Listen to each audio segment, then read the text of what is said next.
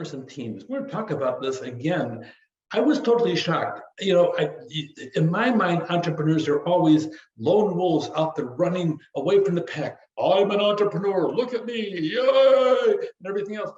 Actually, an awful lot of entrepreneurs, they have a huge group of teams behind them. A lot of times, there's two people. One talks a lot, one is silent. One prefers to work in the background. You have the Stephen Jobs up on the stage all the time, being a ham in front of a crowd, being rude and crude as often as he can. And you got Wozniak, the genius behind the man, actually creating all the different aspects, and Jobs marketing it like a brilliant marketer that he really was. They both work together. They advance humanity really in huge leaps and strides. So think about different aspects of the partnership as to how it can sit down and optimize your ability, your product, your service into economies of scale to sit down there and bring it further on the market. And also, more brain power reduces the risk and provides a deeper certainty as you go through and help you on acquired resources and different activities. I want to talk about this aspect of diversity, not from all the political correct dialogue. I want to talk about it from how it's going to benefit you in the business place. It's cognitive diversity. You really sit down and you want to always sit there and focus in. And I really think we should be colorblind in the aspect of who we are sitting there hiring. Embrace diversity from the business perspective.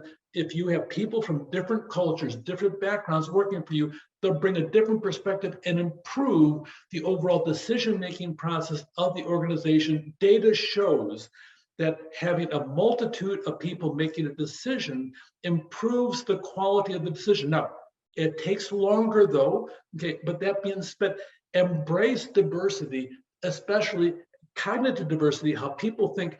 Do not hire yourself. Hire people who think differently from you, and you may not always agree with every single thing that they say.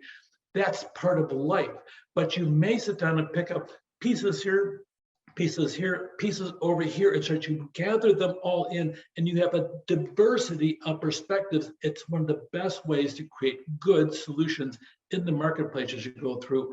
But part of it is, here's a couple tips. If you do these tips out over here and treat people with the professional civility, polished manners, they're very rare today. That being said, you pull this off, you're going to bring something special to the market. Even if your product is similar to somebody else's, you treat your customer with class, with polish, with finesse, with etiquette, social intelligence. Bring the social skills beside the hard skills to the table for them. Make certain you are an ethical player in the marketplace. You're going to draw people into your business because of who you are and how you treat them as it goes through. Here's a couple entrepreneurial teams. Bezos, Jeff and Mackenzie Bezos started Amazon. It wasn't Jeff Bezos all by himself. He really carried most of the weight, but he could never have done that without his support of Mackenzie in the background. Jobs, Wozniak, Berkshire Hathaway, Warren Buffett is probably one of the smartest entrepreneurs on the planet, but he credits a lot of his success to his partner, Charlie Munger. Charlie is now, at the time of this recording, 97 years old, and Buffett's 90. They're probably one of the smartest people on the planet how to build a business. Their stock is selling for just a mere $429,000. Incredible. Nobody is even close to them. They broke the stock tickers. They had to reprogram them to handle the stock share price because it's such a powerful company. Facebook, it wasn't Mark Zuckerberg. We all enjoy watching Mark Zuckerberg sit down there and talk and talk and talk. But that being said, he started Facebook with a group by the time it was all done. Google, you still have the two founders still actively out there. Bill Gates, it wasn't just Bill Gates, it was also Paul Allen that launched Microsoft and made it so successful. Oracle, a giant technology company out there. Larry Ellison, the CEO at the helm, but he didn't get there by himself. Bob Miner and Ed Oates helped him in the back. Zara, one of the world's great clothing manufacturers in the process. Really, it was a husband and wife team by the time it was all done. Partners, really, they can sit down and really add a lot to the value of the company as you go through. And sometimes the external partners, you want to reach out to them. For my businesses, I prefer to have an advisory board. You create an advisory board and you get free advice from people already in the industry if you play your cards right. And you just toss a free dinner every year. You can pick their brains all year long and save yourself thousands of consulting fees. network, Chamber of Commerce, go to national organizations. And I make so much fun of Honda people, except we like the Honda people, the Helpful Honda People campaign. It gets tedious, but it's been going on for years and years and years. And people like the fact they help the community. I recommend to you, even in your first year of business, you do something to help a community group that is not controversial, that everybody would support, because people pay attention and they like it.